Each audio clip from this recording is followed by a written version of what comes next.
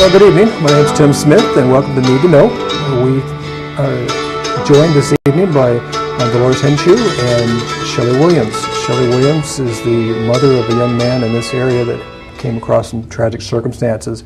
So we wanted to talk about that this evening, along with how their family has been working through these different issues and what the hope for the future is, and what we as a community can do to improve the way we deal with tragic situations. So again, Dolores, welcome, and Shelley, welcome. And I'd like you to kind of briefly give us an idea of what occurred that that brought about these tragic circumstances. How were you informed about this? I received a phone call about 4:30 in the morning on May 21st, 2005. The police officer told me that he told me that my son had been taken by ambulance to Washington Regional. And I asked him if my son was deceased, and he said yes, that he was, but he wanted me to call the doctor at the hospital and get some information from, to him. I called the doctor and talked to them, told them that I would be there as soon as I could. And when I arrived, I was met by the doctor, a police officer, 2 coroners, and a nurse. They all took me in, and the hospital chaplain took me into a room and talked to me and told me, yes, that my son had passed away. And what time was this? It was around 4:30 when I got the call. Okay. And then it took me probably 30 minutes to try to pull myself together and get to the hospital. Did you call your mother, or? I didn't call anybody. Okay. Because of it being the time of night it was. Even though I knew that he was already dead, I knew that, nobody could be able to help, would be able to help me with that. And I just wanted to go and find out what all I could, and then I would start making phone calls to tell everybody what happened. So your husband was with you when you got to the hospital? No, my husband was at work. He worked nights. Okay. He didn't get off. He wouldn't have got off till 7 o'clock in the morning. And so it was just me and my, which is now 19-year-old son, Austin. And, I told Austin that I was sorry to put him through this, but he was going to have to drive me to the hospital. Wow. So we could, deal with, finding out exactly what happened to Brandon. When we got there and they took us in the room, they asked me if he had any allergic reactions that I knew about, and I told them no. They asked me some other questions. I asked them I asked them where Ryan was, the kid that he was with. And they told me that he was by himself. And I said, well, I know that he wasn't by himself because there's a car parked at my house that belongs to a kid that Brandon was with. And he told me that my son had been found by some bystanders and that an ambulance had been called and that they had taken him to Washington Regional. And then I began to ask him, still about this other kid, and if the kid had been hurt, because I'm thinking that my son's been in a car wreck. I asked him if his car was totaled and where was his car. And the police officer looked at me and he said, ma'am, I think you've misunderstood. He said, your son died from alcohol poisoning. Okay, so you have been having a conversation with these people for approximately how long before they made that suggestion? It was probably, I think that it was probably close to an hour. An hour? Before they told you, this even got close to the circumstances surrounding. Right. Wow. Okay. And I told him that couldn't be because my son didn't drink. My son was very rarely away from home, away anywhere that he could even be able to get alcohol. How did you meet Brandon? I met Brandon because he texted my phone and he started talking to me, and I was like, who is this? And he's like, this is Brandon. Who is this? And I was like, this is Ashley. And then from then on, we just started talking, and then we met each other, and then we just started hanging out on a daily basis, and just was starting to become a really good friendship. How long prior to his death was this? In other words, when did he first contact you? A week, 2 weeks? About 2 weeks. About 2 weeks. He was all about hanging out, having fun. He helped with the church on Sundays. He went to church, and he was a wonderful person. You'll never meet anybody like him, and devastated at the fact that he's gone, because he was a really great person and he would have became somebody. He, for one, was not old enough to drink, so therefore somebody had to provide the alcohol. And he still wouldn't tell me any of the people that Brandon was with, or, any of the circumstances. Then finally, I got a phone call and had to go and talk to the organ donor people. And while I went to do that, they talked to Austin. They took him in a room by himself and talked to him, wanting to know if he knew of any time that Brandon had ever drank alcohol. And Austin told him that he knew of one time that happened probably about a year before he died. Austin was 17 about it that Yes, time? Okay. yes. And that he was at his girlfriend's house with her and her brother, and they had split 3 ways a can of beer just to try it, and that Brandon didn't like it and didn't finish it. And that was the only time that Austin knew that he had ever drank anything.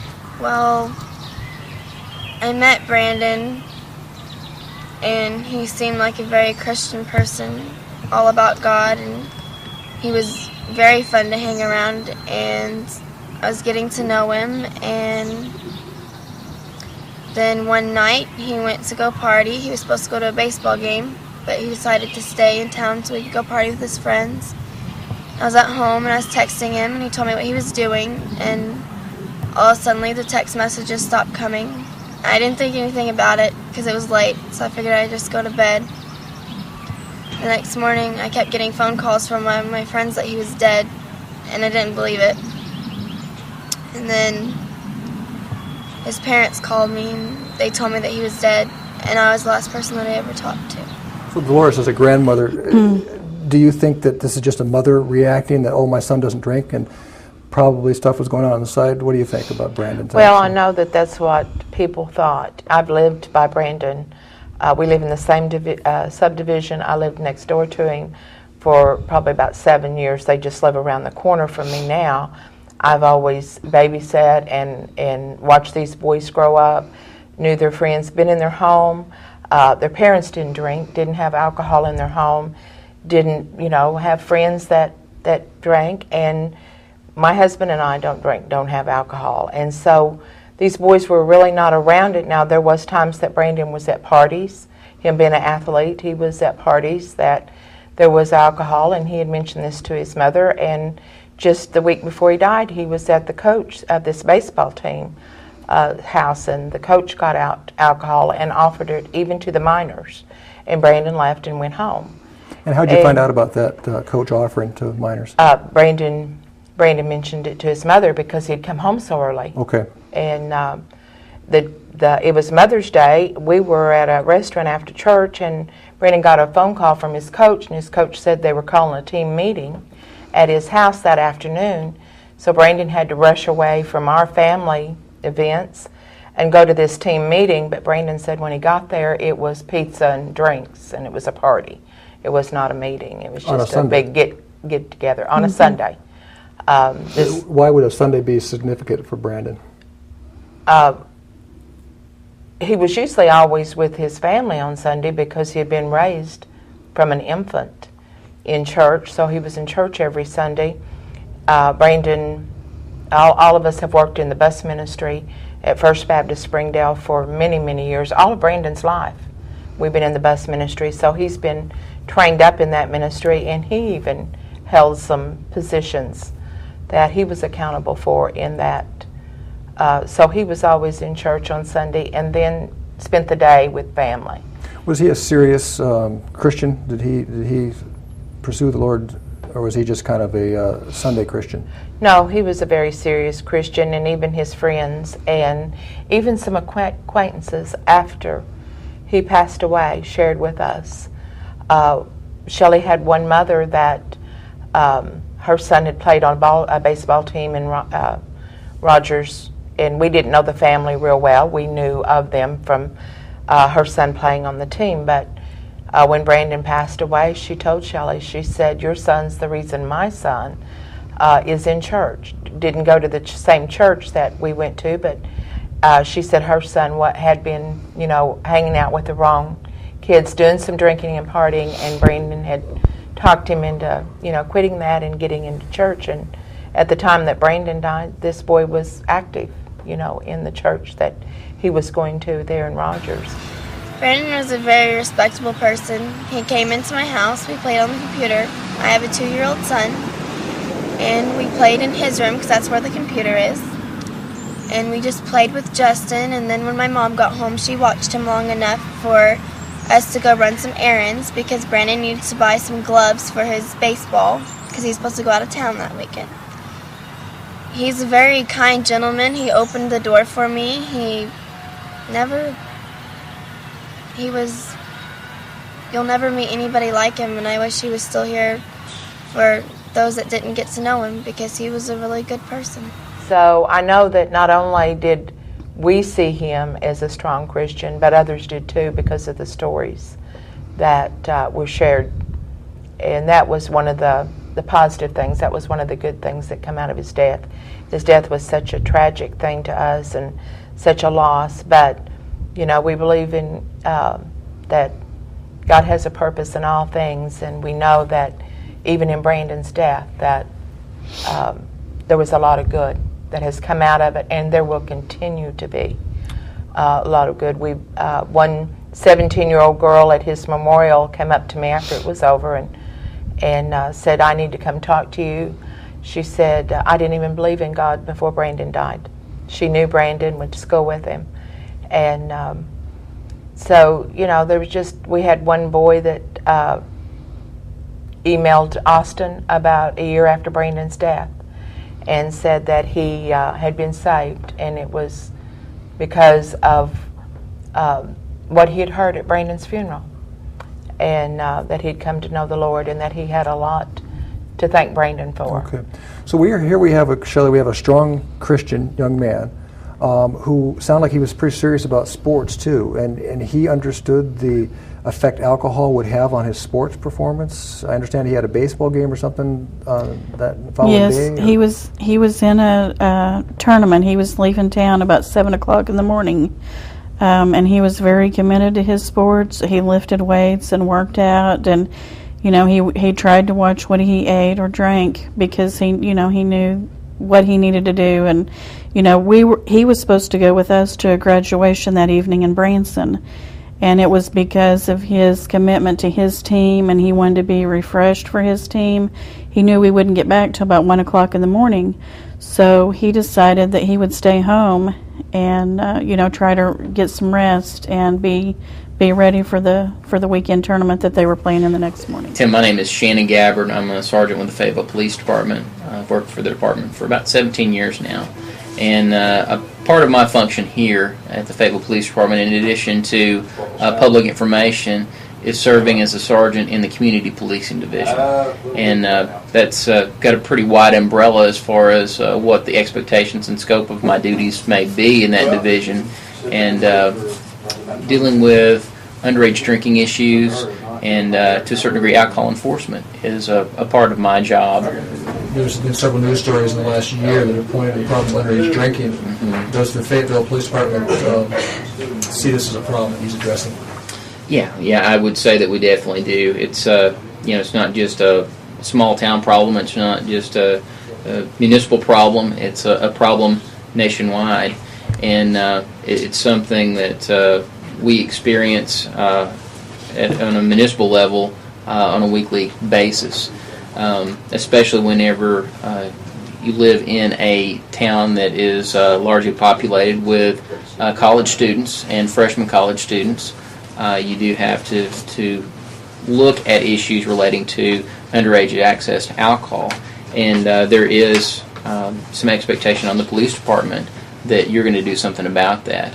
And for the past several years, we've worked very closely with the Alcoholic Beverage Control Board on enforcement-related issues in our city to try to deal with some of these issues. And we've attended national conferences on the subject of underage drinking to try to come up with ideas and strategies to work on this issue. Then pick the brains of some other individuals that have worked on this problem and what they found to be effective. So it sounds like kind of a spur-of-the-moment thing that this other young man said, "Hey, let's go to this party or something." Have you been able to recount those events, what actually occurred? Well, I know that he was at our house watching, or he had just rented a Xbox game earlier in the afternoon, and when we talked to him around 9 o'clock that evening, he was at home by himself playing the Xbox games. And he had, told his brother that Ryan was going to be coming over to his house and probably spending the night. A fellow baseball player. Right. Okay. And then Ryan did tell us later that he did talk Brandon into going to this apartment in Fayetteville, that it was some friends of his that he had partied with before, and he knew that there would, be alcohol.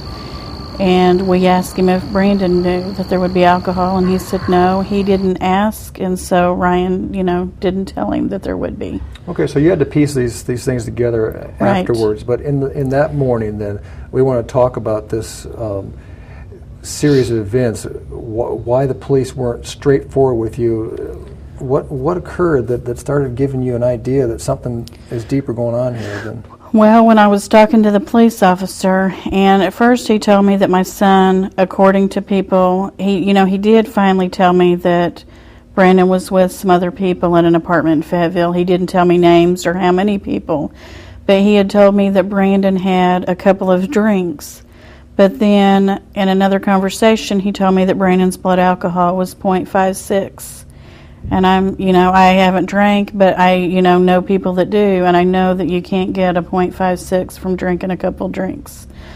And, they had immediately released the body to me, and it was, after talking to my mother and some other, people, that we, decided that something more had to have happened that night.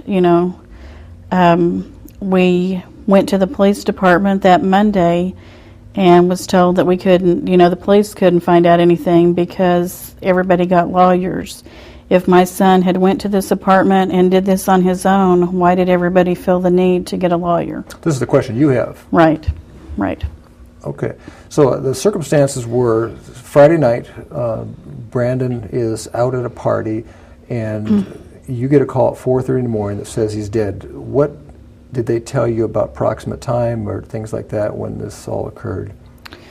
They told me that an ambulance, I believe they told me, was called around 2:11. And then, me and my husband, a few days later started trying to piece things together, what were Brandon's last moments before he went down.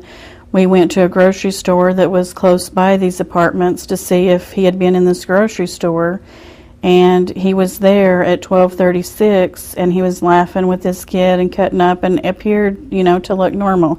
Within less than an hour and a half, he's dead. The Harp's grocery store was good enough to let you have that video then? Yes. At 12:30, he appears to be fine. He doesn't appear to be drunk or anything like that? No. Okay, so then the next thing that you did in the morning was you were confronted with the question of the transplant team. They wanted to know if they could take... Right. They wanted to know if they could go ahead and take the, organs, because he was an organ donor, and we told them that was fine. And then it wasn't until my mother talked to an ex-police chief that told us if they start that organ removal, we will not be able to go ahead and do the autopsy. So we kept calling the Fayetteville Police Department to try to get them to hurry up and do something for to request an autopsy, because we wanted to get the organ removal stopped. That's a whole other show I'd like to do. It sounded like a very difficult situation occurred with that whole organ donation. That's another thing I'd like to talk with you later. But at some point in time, something tipped you off that something occurred at that party that was not what the police were telling you. What occurred there? Well, later that day and the next few days to follow, we started getting phone calls from teenagers that told us that something was put in Brandon's drink. The guys put something in there thinking it would be funny. They knew he wasn't a drinker. They knew, he didn't party, and they wanted to see how he would react to what was put in the drink. Now tell me about Brandon. What is your concern with how he died? Did he just drink himself to death in your mind? In my mind, I don't think he drank himself to death. In my mind, I don't think Brandon would ever do anything like that because he's never really drank before. I don't know, but I feel that somebody might have put something in his drink or something and caused him to die. And from the stories that I've heard, he was sitting on the chair and like hyperventilating, and they just sat there and let him die. I mean, all they had to do was pick up a phone and call, but they were afraid that they were going to get in trouble from the party, so they didn't call. So they just let him die. Have you heard of other people having things put in their drinks before? Yes, How common is that, do you think? I think it's very common. Why are people doing that? I don't know. Some guys do it to take advantage of girls. Some people do it because they think that it's funny and they want to see how you act towards it, when really they don't really understand the consequences that they could be killing you. You know, they think it's all fun and games, but, you know, what if that person dies like Brandon did? So you have heard about this type of thing happening before, where somebody's had stuff put in their drink without them knowing it? Okay. When you were out with Brandon that previous day, was he trying to come on to you at all? No. Why not? You're a pretty lady. Brandon was a very respectable person. He came into my house. We played on the computer. I have a 2-year-old son, and we played in his room because that's where the computer is.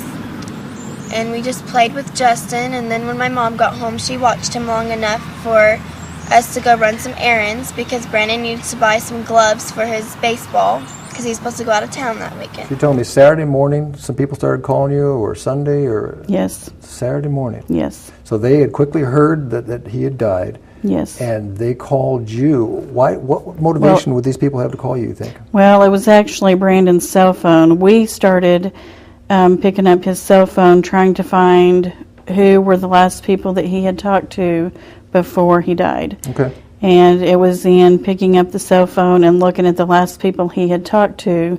We had seen text messages on there, and then, you know, different people he talked to. And he had talked to a girl around 12:10 Okay. or 12:15, somewhere around in there. And my mother picked up the cell phone and called and got this girl. And so she started telling my mother about something being put in his drink, that the guys did it for a joke. And right after that, he started having seizures. He hit the ground. The guys panicked because they knew that the police were going to be called if they called an ambulance. And they picked him up and carried him outside. Okay, so he's on the second floor, third floor, something like that. Yes. Carried him out to a little patio on the outside of the little house there. Yes. And laid him down. And then what happened? And then later, I mean, she didn't really comment, did she, about anything else later? She wasn't actually there, but she had talked to a guy that was there. Okay. She had given us a name. Okay. And, but she, you know, whenever I called her that morning, she said, I already know Brandon's dead, and they killed him. That was her words to me. But Saturday morning she told you that? It was probably about 11. Probably about 11. Wow. Saturday. And we brought this up to the detective that was, we just kept calling Fayetteville Police Department. On Saturday? On Saturday. Okay. As soon as Shelley came to my house about 7:30 Saturday morning and told my husband and I went immediately to her house, which is just down the street. When I walked in her house, it hit me that he's 19 years old, and if he died of a blood alcohol of 0.56, somebody was accountable. Okay. Somebody furnished that alcohol. And I thought that the police would be investigating that since there was a death. So I called this police chief friend first, and then I called Fayetteville Police Department because he said, yes, that's what I should do. Okay.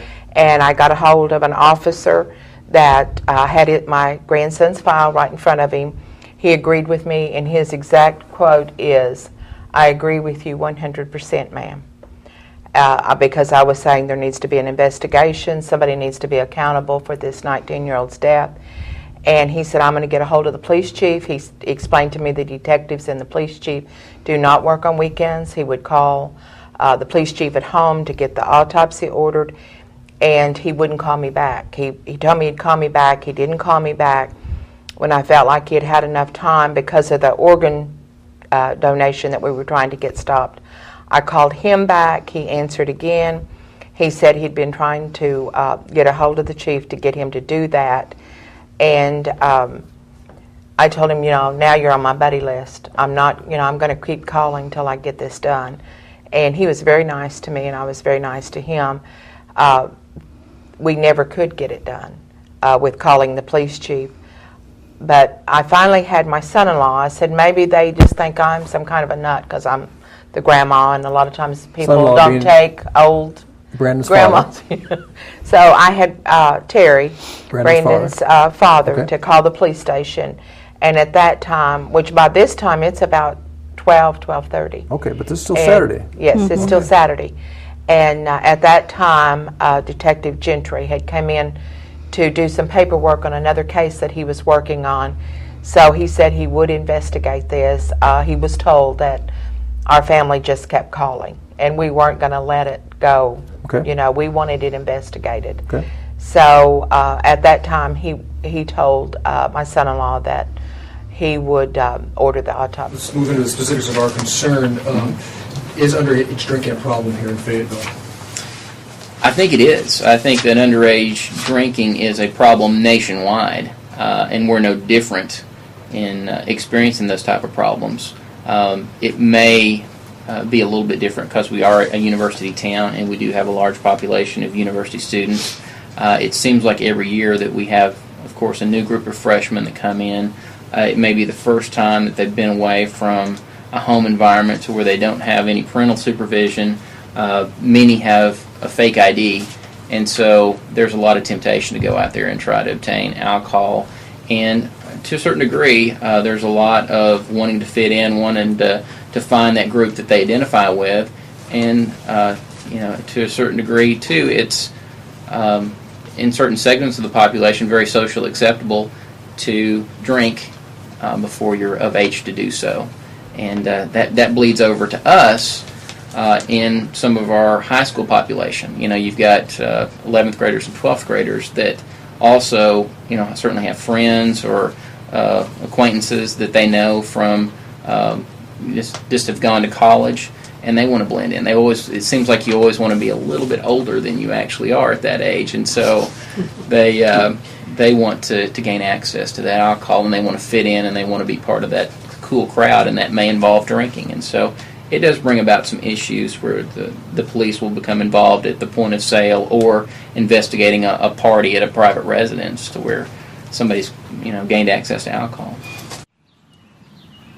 Why do you think it means so much? You just knew him a short time. Why do you think he meant so much to you? Because if you just ever knew Brandon, like if you ever hung out with him, the day that he died, I went with him to run around his errands and stuff, and he was just so kind. And when his mom would call, he would talk to her on the phone, and he was just a loving person and all about God and full of love, and you could just tell just by hanging out with him. So tell me about your life before you met Brandon. What was going on in your life for the past number of years? Well, I've always been a Christian person, and I really was not into the drinking and stuff and all that, but yes, I have done it before. And basically, I was just average teenager, trying out to have fun, and then I meet Brandon, and then that happens, and it's just like a shot right in the face, because, I was just there with him, and I was just talking to him, and then the next morning he's gone. Why do you think kids get involved in the party scene? I think because they think it's cool, because they want to hang out with their friends and drink, and they like the way it makes them feel. But really, quite honestly, if you're sitting on the sidelines and you're not drunk and you're watching all these people, they're doing stupid things. They don't know what they're doing. I mean, I've done it myself too, so I can't be a hypocrite about it, but I mean,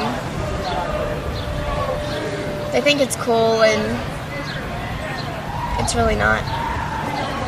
What makes it so cool? Is it because you're not supposed to, that's what makes it feel so good, or what do you think about that? I really don't know. Like, I never did it just because it was cool. I did it because I was hanging out with my friends and I got pressured into doing it.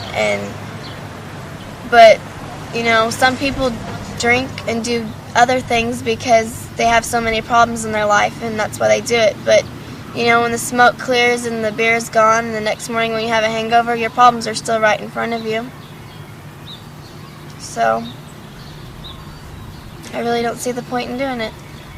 So having Brandon pass so suddenly, what's that done to your life?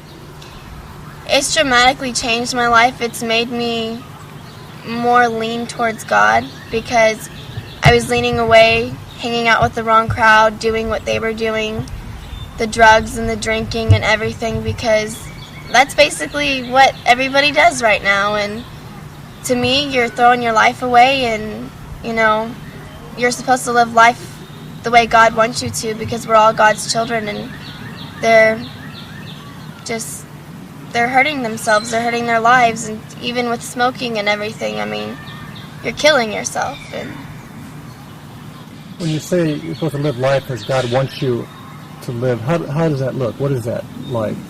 To me, in the Bible, it says that God, in Proverbs, Psalms 91, he states that if you love him and you do deeds for him, that he'll always be there for you, your salvation. And I feel that if you follow God and you do what is right, any problems that are thrown in front of you, you're going to be able to deal with it. God doesn't put any problems in front of you that you can't handle. And I believe that instead of drinking and going out and doing drugs and stuff, that I get out my Bible now and I pray and I talk to God, because he's not going to put a mountain in front of you that you can't climb. You can go out and have fun and go to the park and play, or go camping, or go see a movie, or rent movies with your friends and hang out, or even go to church. I enjoy going to church on Sundays because it's praising God. And you know, there's people out there that I've tried to preach to, and they're like, I don't preach to you, you don't preach to me. And that really does hurt my heart, but then I go and pray for them, because I pray that they'll be led in the right path, and all I can do is try. I had to go ahead and call him, and it was probably around 6 when we called him.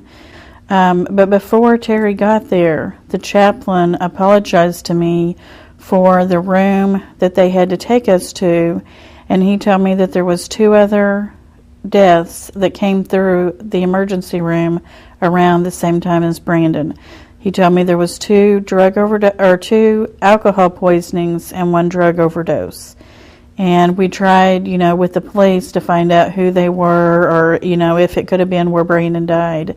And the police never would tell us anything about the other 2 deaths. And we, went on our own to the Washington County coroner, Roger Morris, and tried to get him to share information with us. And at first he wanted to deny that there was any other deaths, but he did go ahead and confirm that there was. He just wouldn't tell us the details about them. And while we were there talking to him and trying to find out things from him, I broke down, and cried, because he wouldn't tell me anything. He just kept telling me I need to talk to the police department, and they would tell me what I needed, what they thought I needed to know. And I went out to the car and got pictures and showed him all this blood that's on Brandon's clothes. He had a T-shirt on, and then he had another shirt on outside. And the inside T-shirt in the back is saturated with blood. And we asked him if there was anything that the coroners could have done to get all this blood on Brandon's clothes, and he said no. And he looked at some stuff on the computer, and he wouldn't really tell us anything more, but he did tell me that I was being lied to about my son's death. And he told me that he would, after I left, he would call and talk to the detective and see what he was allowed to tell me, and to give him 2 or 3 days to make some phone calls and do some checking on some stuff, and that he would get back with me. I spent probably 3 or 4 weeks of calling him, and he never would talk to me or return my phone calls. It's just a closed door. Right. Closed door. As far as that blood goes, I was able to read over the police reports that you have and the emergency reports, and it was pretty clear that most likely that happened in the rush of the emergency room, that they had done some blood draws and different things like that in an attempt to save his life, and that was probably where that blood came from. But for this coroner that's a responsible individual in the community to be shut up like that, it doesn't sound like the whole story is coming out. It sounds like somebody's trying to cover up something. I don't understand that. Dolores, you have any idea why this would be? No, I don't, but in October, the prosecuting attorney called Shelley and wanted to come down for a meeting and wouldn't let a private investigator or a lawyer come. I did go with her because her husband was at work. And at that time, the detective and the prosecutor admitted to Shelley that they wouldn't let Roger Morris call her, that they had told him not to. So next time you get called by a city attorney or a prosecuting attorney and they say you can't bring an attorney, what are you going to say? Yes, we can. Yes, we are. We won't come without. And when I got there, I took a tape recorder. And we asked if I they could asked. use it, and we were told no. Yeah, I told him that my husband wasn't there and that I wanted to tape it, so if he had any questions, he could hear, what we had to say, that he had just started a new job, because they kept questioning, why he wasn't there to meet with them, and I told him he had just started a new job and he, just couldn't start taking all this time off work, and that we wanted to tape it for him, and they So this happened in May, and then October is when this meeting occurs, and you are trying to explain to me why these people are acting so strange, and all you're doing is getting more strange stuff going on. And this meeting was strange. They had called her to come in and meet with the prosecuting attorney, and the detective was there, and then there was a deputy attorney or somebody there, I can't remember his name.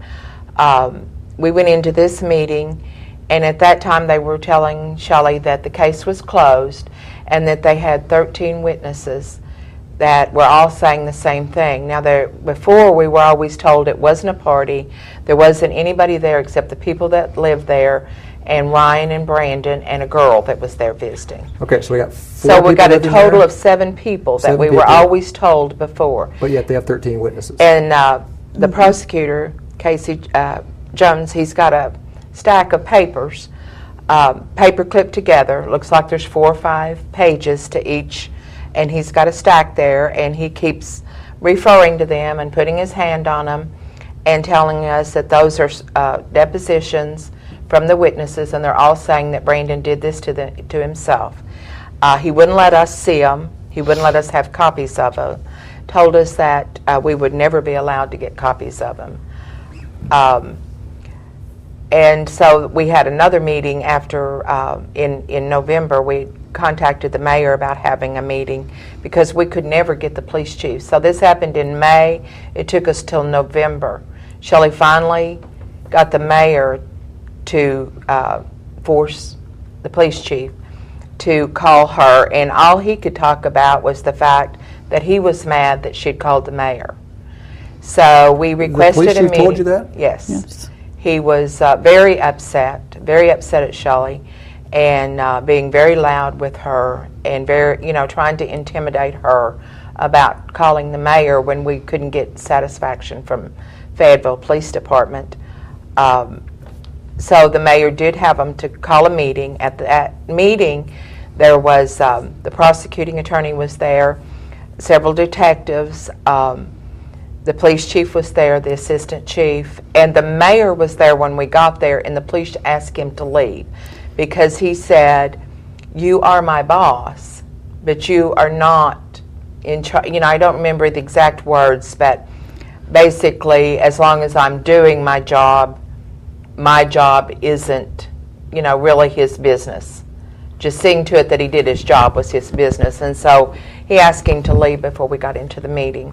And again, you went in there without any legal representation or Exactly. any other ears to listen. And at that time, he kept saying, So you're calling us liars. You're, we felt like that we were probably being videoed.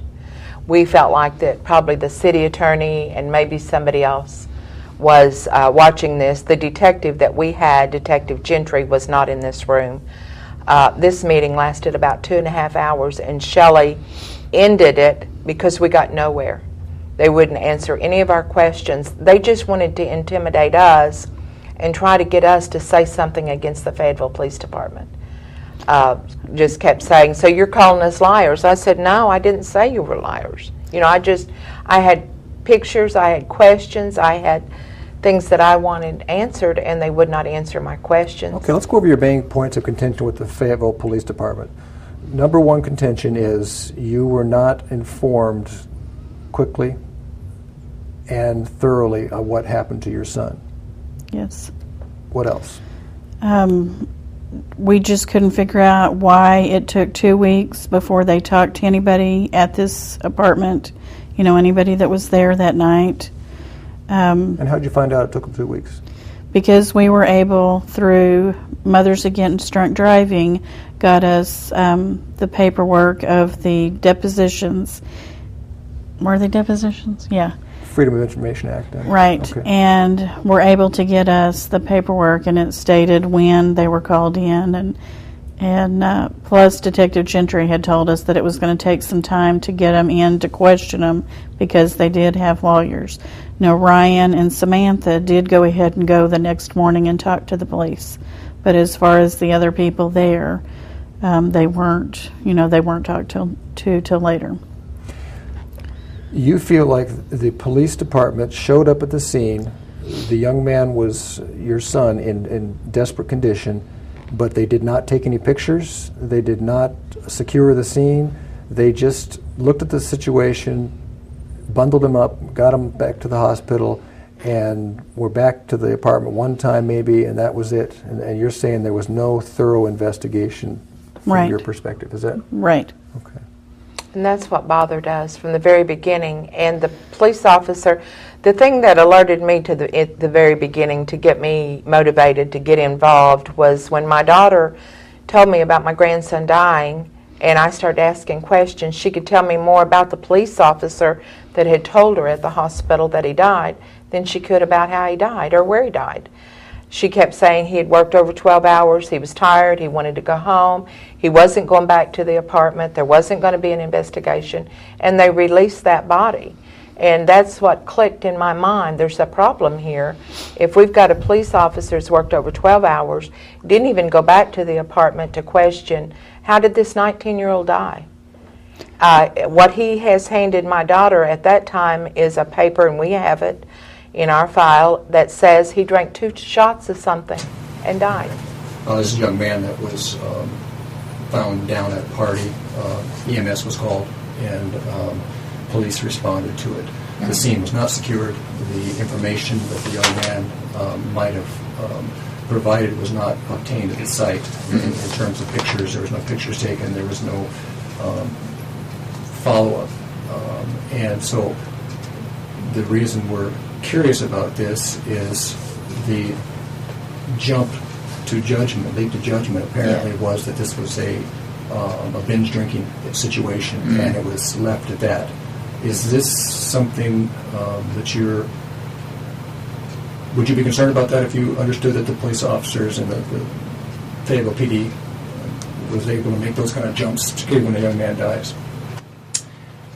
Without knowing the information on the case, I couldn't answer accurately on it. But I would think that regardless of whether it's binge drinking or whatever the case may be, we have to take a hard look at it and determine what the cause for loss of life is. And if that means following up with a medical examiner or whatever needs to take place with an evaluation of that person's blood and bodily fluids and trying to see what their cause of death was, then we need to do that. I know in the field of law enforcement, there are a lot of different things that you have to be knowledgeable of. You may be working a traffic accident, for instance, on one particular call, and the next call you go on may be an unattended death, maybe a dead body, and you've got to be skilled enough to know the basics to look for something that doesn't seem right. So in-service would be something you go. Sure, absolutely. Okay. How do we follow up on Brandon Williams' death? How do we, who do we talk to next to find out more information about that situation? Any investigation that's taken place here with our detective division, as long as that case is something that's been closed, then certainly you could talk to the detectives about it, our detective division. Maybe start with one of the supervisors in that division to try to learn more about the processes and what's done in those type of instances. Well, 2 shots of what? If you were a police officer, wouldn't you want to know 2 shots of what? Now, that's what's in his report. 2 shots does not get you to No. even point. And so why, if he was tired and wanted to go home, why didn't he call somebody out? But why would you as a public citizen need to know that he's been working 12 hours? Exactly. My daughter knew more about him and his problems than she did about how my grandson died. And that really bothered me because, I've just always had the highest respect for police officers. I don't break the law. I've taught my children and grandchildren not to break the law. I've always taught them that they were there to protect us. I always felt like that we had laws in place that would, if somebody died, that the death would be investigated. And it was a big disappointment to me to find out that Fayetteville Police were not going to investigate it and never did investigate it. They put together a paper trail to, make it look like that like they had done their job.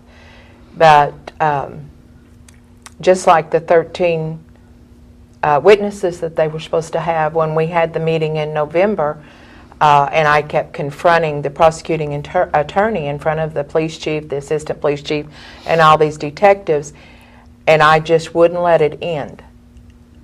He finally admitted he never had them. Why would the police stage things like that against, citizens? They're there to protect and to take care of us. Why would they stage, something so bizarre? Why would they call us in and have a meeting? And you know what? They did lie to us. They did lie to us. They've lied to us many times. The police chief told us he couldn't order an autopsy. Well, I checked with an ex-police chief. Then I went back and checked with the Springdale city attorney and the police chief again, and they showed it to me in the book, where the police chief can order an autopsy. Okay. But yet Fayetteville's insisted that he couldn't, and that's why he didn't. So, that's what was so upsetting to me. When you looked into the party drug that is quite prevalent in college towns, and the research that I've personally done shows that you have to sample the urine and you have to sample the blood, and the blood has to be sampled pretty close to actually after the drug is ingested, otherwise it passes through the system pretty quickly. So his urine was tossed out at the hospital. Right. And the blood that was finally tested wasn't until down to Little Rock. Is that my understanding? Yes. Okay. So you finally got them to agree to an autopsy. At what point in time did that occur? It was, when Detective Gentry came in around 12:30 to work on another case. He heard about it, and he did, because we did keep calling the police department, he did go ahead and order that autopsy, and we called the hospital and told them that, who we were and that they needed to stop the organ removal, and they told us that they had. Turns out they had not. They had, No. they had already removed. And Detective Gentry is the one that we have a paper in our file that Shelley received in the mail that Aurora thanking Detective Gentry for giving them permission. And to me, he had no right to give them permission to go on with. In other words, he didn't take serious, even when we asked to do an autopsy, he did not take the autopsy serious. And Shelley's talked many times. Brandon was taken on Monday. He died on Saturday morning. He was taken on Monday. We don't know when his fluids were drawn. But Shelley talked many times to the crime lab in Little Rock before we got the autopsy back. I think it took 5 months to get the autopsy back. And each time that she talked to someone down there, it was explained to her that they had when somebody's sent down for an autopsy, there's a request made for what you want to check for, because there's so many things to check for that you've got to know what you're looking for. You just don't have the time to just Fine-tooth comb. yeah. And so that Fayetteville Police just requested to confirm alcohol poisoning. And when we started getting the phone calls and we suspected that something was put in his drink, I kept calling the crime lab, and they told me that they were not allowed to talk to me, that I needed, every question that I have, I need to go to the Fayetteville Police Department with. And finally, one day, I just kept telling the lady that I didn't trust the police, that the coroner told me the police were lying to me, and I just begged her to please tell me something. And the only thing that she told me was if, something was put in his drink, unless they knew exactly what was put in there to test for, then it wouldn't, probably pick it up on the test. So she said that they do a generic test, and then unless you know what drug to test for, then, it never would have picked it up. The independent lab I talked to agreed that they said the testing has to be done properly, because if it's done improperly, it will destroy any signs of this GHB, particular party drug, and also that it passes through the system very quickly, and the urine is really the best place to find it. And so they said that just because your report came back negative doesn't mean that was actually ruling out this was a possible drug. Over this last year, what has gone on in your life as a result of Brandon's death? Well, I have constant reminders. I remember him every single day. And when I go out to parties and stuff, yes, I have drank recently since then, but then when it hits me, I put it down, and usually I go to my car and I cry because I see all these people around me partying, and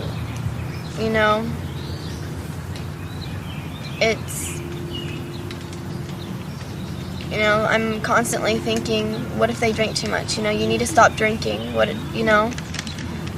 And I've been over to a party where some people were passing around pills, and I was like, what if they OD on it? Like, how do I, so.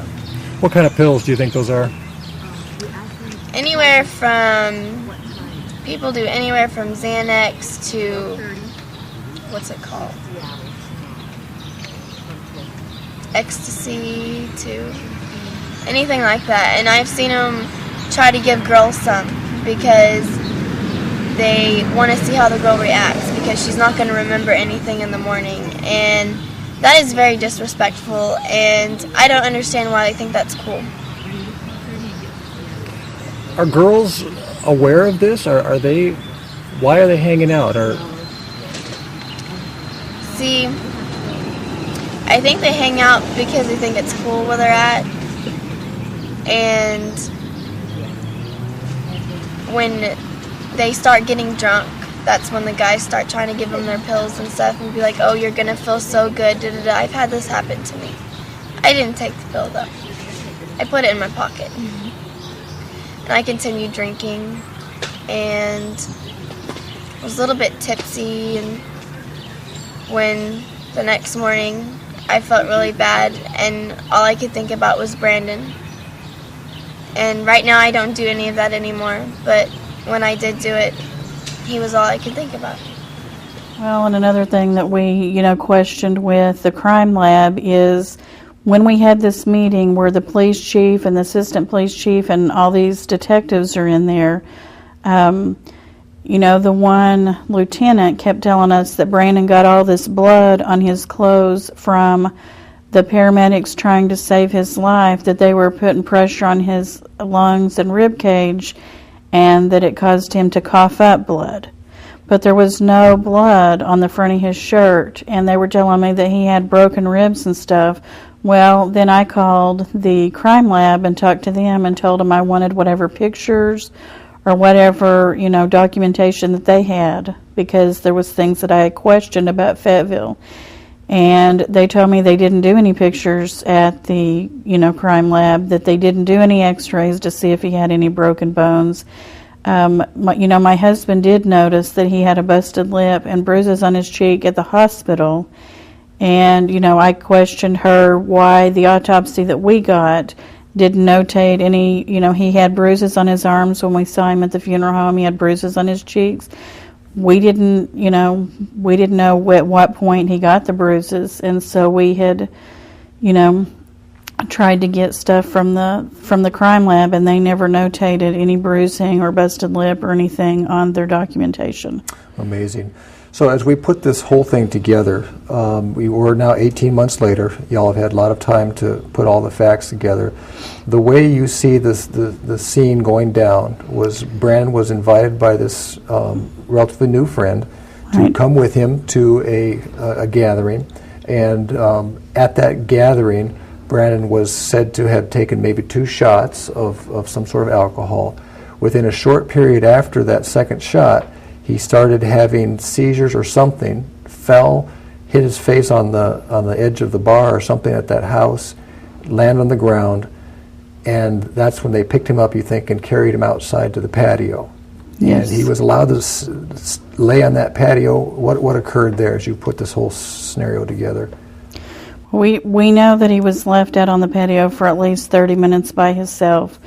And, we had talked to Detective Gentry about a phone conversation that I had with a mother. Her son lived down below, the apartments down below. Detective Gentry had told us that, because we were wanting to go talk to these kids and find out what all we could find out, and he told us that there was nobody, the apartment down below was vacant.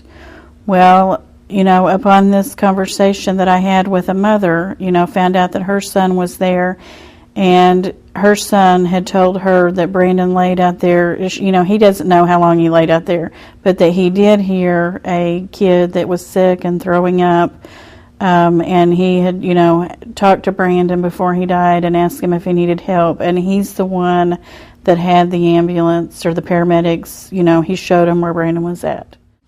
He was a wonderful person. You'll never meet anybody like him, and I'm devastated at the fact that he's gone, because he was a really great person and he would have became somebody. And we know he's somebody in heaven, that God's rewarded him for that, so we're confident in that it's our loss but his gain, because he's gone to his reward. What made him so unusual, do you think? He was all about God. He was a respectable person, and he was out to have fun and to meet people, and just he was just a wonderful person. He would never lay a hand on anybody, and if you ever needed anything, he'd be right there. So what about the people that say you're just using his as an excuse, you're not getting on with your life? What would you say to them? Using him as an excuse. Yeah, you're not living your life because something bad happened to somebody else, but you need to get on with your life. Well, I just think that it's an example, because kids underage are going out and drinking and stuff, and they're driving drunk, and they're killing people, and they're killing others, and even themselves. And, they're going out to have a good time, but you know what? They're actually hurting themselves. They're I think that the whole concept is basically the same. It has nothing to do with whether Brandon died. It's a really tragic thing that happened, but it's something that everybody needs to pay attention to, because this is life. This is the truth. And, it happens all the time, and people don't realize that it does. And they don't realize the consequences and what they're doing when they go out and drink and do drugs and do all these things that they're doing. They think it's cool, and it's not cool. How would you recommend young people of your age to have a good time? Are there good places? Are there places to go? Are there things to do that are actually a good time? You could go to the movies. You could go to the lake. It's warming up now. You can go to the lake. You can go out on the boats. You can rent canoes, go canoeing. You can just hang out on the riverbanks, talk with your friends, go fishing, stuff like that. It's fun. Go hiking, anything like that. I mean, Branson isn't very far away. You can go to Kansas City to Worlds of Fun and have fun and hang out with your friends. You know, and if you don't have a lot of money, go hiking or something. You can hang out with your friends and have a good time and joke around and laugh and stuff without having to drink.